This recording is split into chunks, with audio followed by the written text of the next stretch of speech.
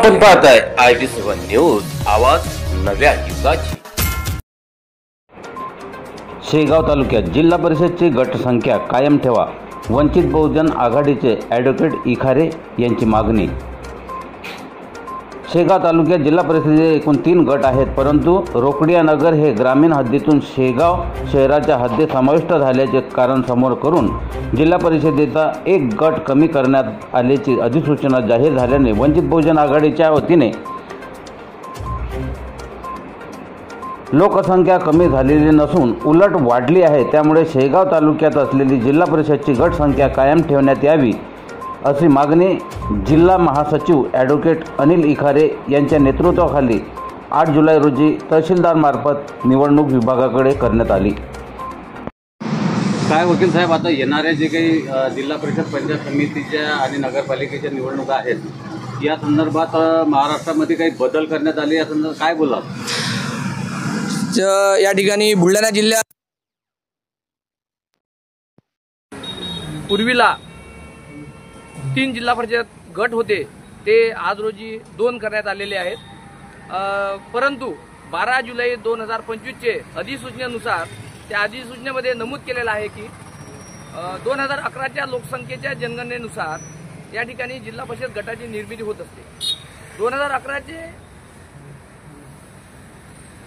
लोकसंख्या ही कायम आहे आणि कायम असताना बुलढाणा जिल्ह्यामध्ये 2012चे जिल्हा परिषद इलेक्शन पार पडले, 2017चे इलेक्शन पार पडले, त्यामध्ये जेवढे लगतचे जिल्हा परिषदचे संख्या असेल ती यावेळेस कायम राहायला पाहिजे होती।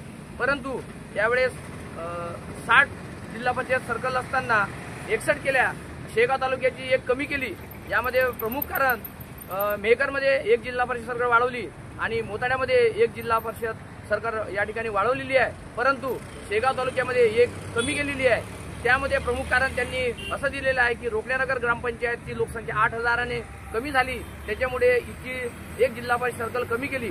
परंतु माझं असं म्हणणं आहे, जर 2011ची लोकसंख्या कायम आहे तर मग बुलढाणा जिल्ह्यामध्ये 2 जिल्हा परिषद सर्कल कसे काय वाढू शकतात, हा माझा या ठिकाणी प्रश्न आहे। आणि देऊळगाव राज्यामध्ये सर्वात कमी बुलढाणा जिल्ह्यातील 94,000 लोकसंख्या आहे, तिथे सुद्धा 3 जिल्हा परिषद सदस्य आहे, तर त्यामुळे 87,000 लोकसंख्येवर शेगावमध्ये सुद्धा 3 जिल्हा परिषद सदस्य असणं आवश्यक आहे। शासनाचे ध्येय, उद्दिष्ट, धोरण, लोकाभिमुख योजना या जिल्हा परिषद मार्फत लोकांपर्यंत पोहोचवल्या जातात आणि लोकांचे जे मूलभूत प्रश्न आहे हे सभागृहात लोकप्रतिनिधी या ठिकाणी मांडत असतात। परंतु 45,000 जवळपास लोकसंख्येचा हा जिल्हा परिषदचा एक गट असल्यामुळे लोकांचे मूलभूत प्रश्न हे सभागृहामध्ये पोहोचू शकणार नाही आणि त्याचप्रमाणे निवडणूक विभागाने जी खर्चाची उमेदवाराला जी निवडणूक लढण्याची खर्चाची जी रक्कम सांगितलेली आहे ती सुद्धा या ठिकाणी कमी पडेल। त्यामुळे सरकारला आम्ही शेगाव तालुक्यात तहसीलदार साहेबांमार्फत प्रधान सचिव, महाराष्ट्र राज्य